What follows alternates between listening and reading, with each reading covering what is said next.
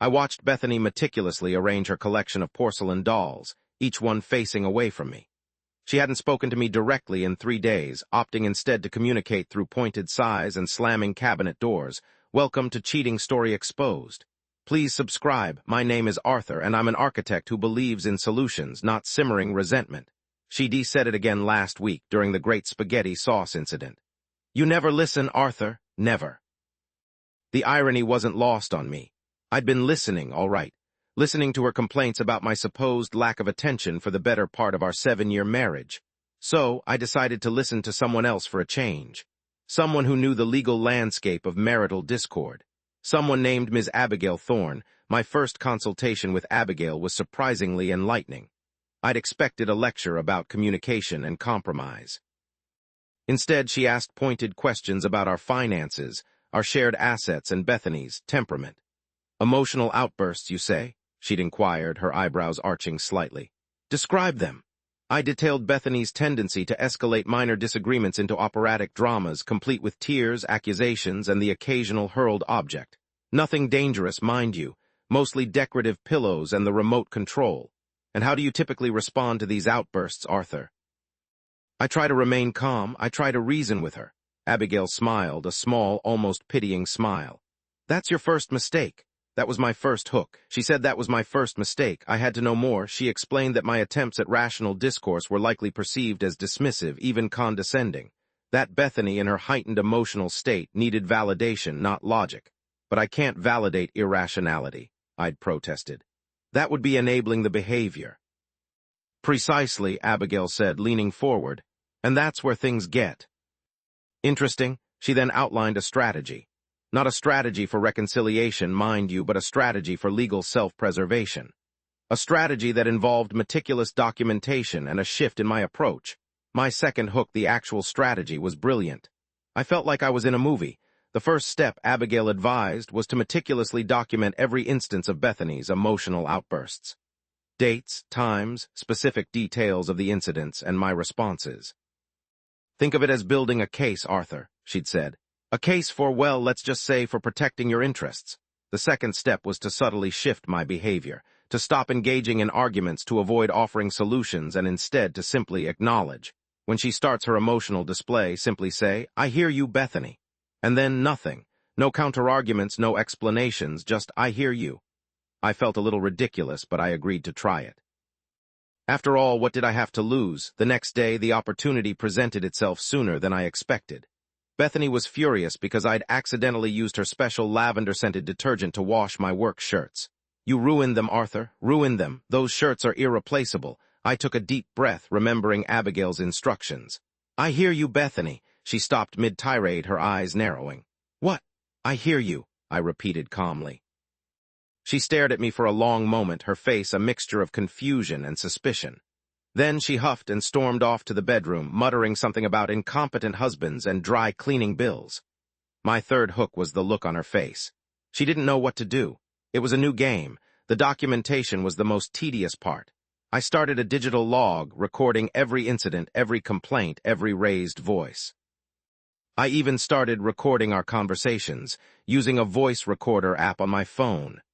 Abigail had assured me that it was perfectly legal in our state, as long as I was a participant in the conversation. One entry read, Tuesday, 7:15 p.m. Bethany, upset that I didn't take out the trash, accused me of being lazy and inconsiderate. My response, I hear you. Duration of outburst, 12 minutes. Another, Thursday, 8:30 a.m. Bethany found a stray sock under the bed, accused me of being a slob and disrespecting our home. My response, I hear you. Duration of outburst, 9 minutes. It was absurd. I felt like a spy in my own home. But I was following Abigail's instructions to the letter. My fourth hook was how ridiculous I felt. But I trusted Abigail. A few weeks into my experiment, I received a package in the mail. It was a small, discreet box with Abigail Thorne's return address. Inside, I found a USB drive and a handwritten note. Arthur, please review the contents of this drive. It contains a preliminary assessment based on the information you've provided. We need to discuss our next steps. I plugged the USB drive into my computer and opened the file. It was a detailed analysis of Bethany's behavior, citing specific examples from my documentation. The report concluded that Bethany's emotional outbursts could be classified as a form of emotional abuse. It also suggested that her behavior was escalating and that I was at risk of being subjected to further psychological harm. I stared at the screen in disbelief. Emotional abuse. Was Bethany really abusing me? I'd always thought of her as just dramatic, my fifth hook. I couldn't believe what the report said about emotional abuse. Abigail had scheduled a follow-up appointment for the next day. I arrived at her office feeling a mixture of shock and apprehension. "So what do you think, Arthur?" Abigail asked, her eyes fixed on me. I don't know what to think," I stammered. "I never thought of Bethany as abusive." "Abuse doesn't always involve physical violence, Arthur," Abigail said gently. "Emotional abuse can be just as damaging, if not more so. It erodes your self-esteem, it manipulates your emotions, and it leaves you feeling powerless." She paused, letting her words sink in. "Based on your documentation, Arthur, Bethany's behavior meets the legal definition of emotional abuse, and that gives you options." Options, that was the key word. I suddenly felt like I had some control over the situation. My sixth hook was the word options. I felt like I had some control. Abigail outlined my options. I could file for divorce on the grounds of emotional abuse.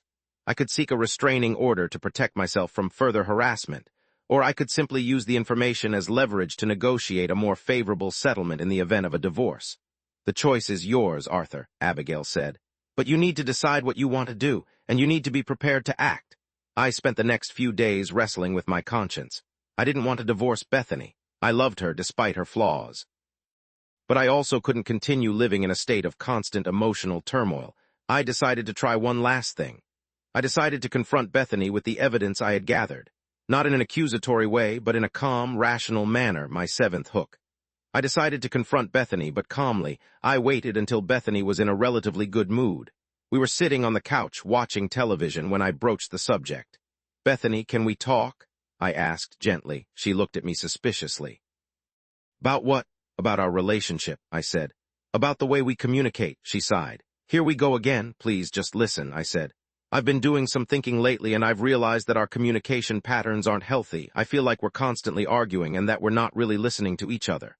I paused, taking a deep breath. "I've even been keeping a record of our arguments," I admitted.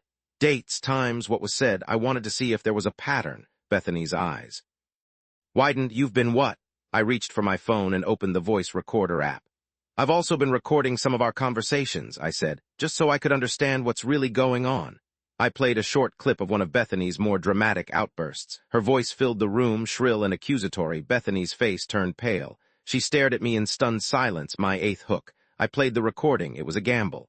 I can't believe you," she stammered. "You've been spying on me." "I wasn't spying, Bethany," I said calmly. "I was trying to understand. I was trying to figure out why we're always fighting."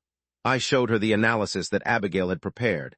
I pointed out the patterns of emotional abuse, the escalating intensity of her outbursts, the impact on my self-esteem. Bethany read the report in silence, her eyes darting back and forth across the page.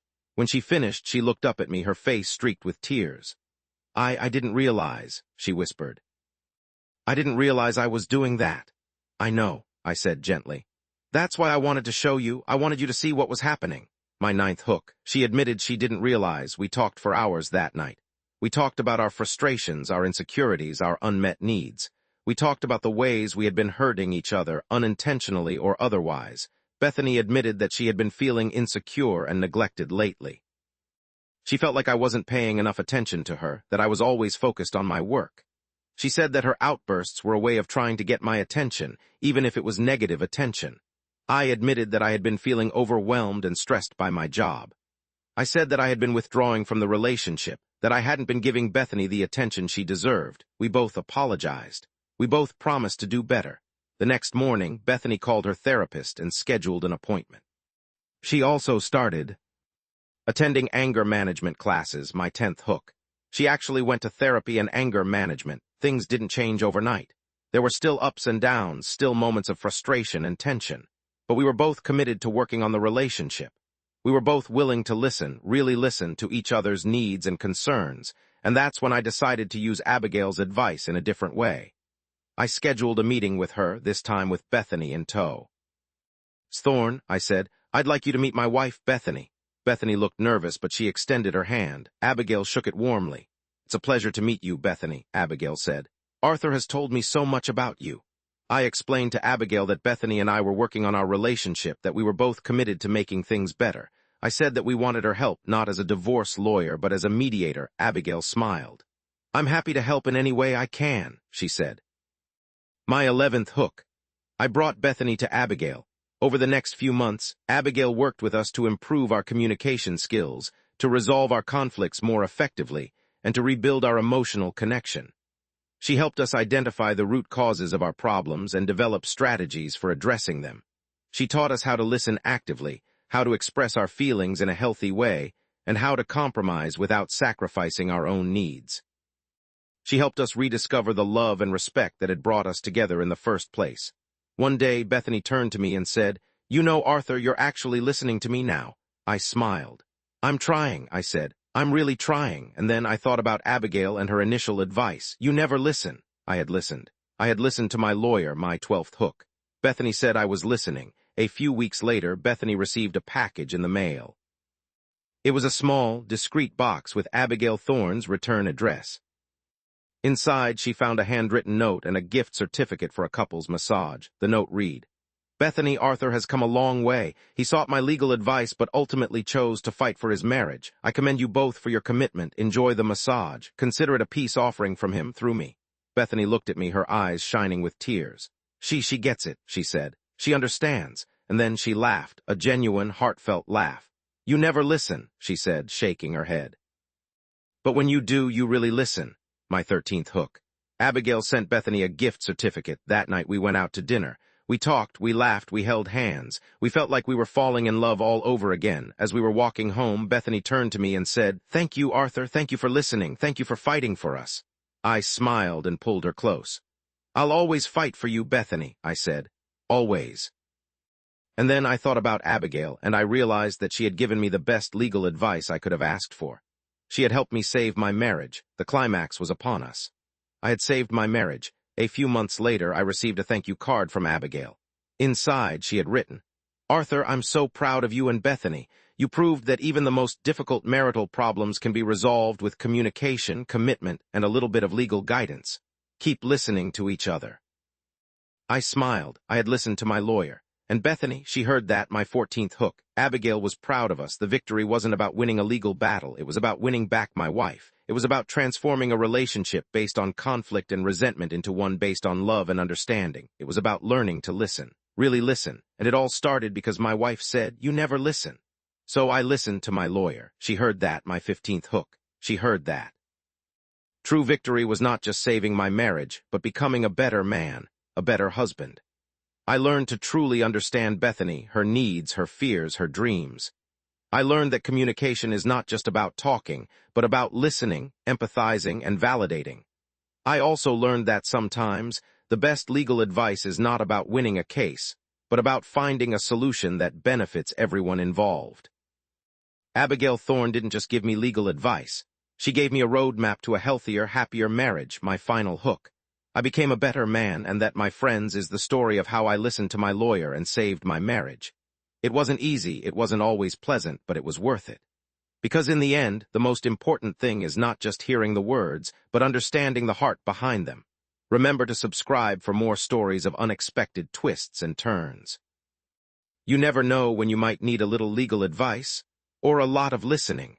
My name is Arthur, and I'm an architect who now designs bridges, not walls, in my marriage.